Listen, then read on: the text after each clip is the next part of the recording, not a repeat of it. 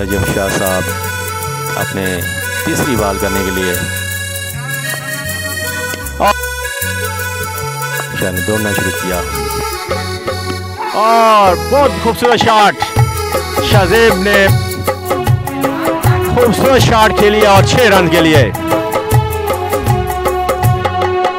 इब्रार ने दौड़ना शुरू किया।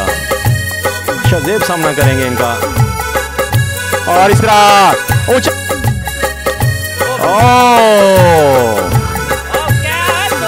अच्छी शॉट थी शाहजेब ने और सैयदी ट्राई की थी क्या लेने की लेकिन नाकाम हुए हैं। 4 रन के लिए खेला है शाहजेब ने। शाह साहब दूसरे ओवर की और इसका खेलना चाहते थे, बॉल उनके कंधे पर लगी और विकेट कीपर ने आकर बॉल को फील्ड किया। शाह ने दौड़ना शुरू किया, ऊंचा खेला है उन्होंने और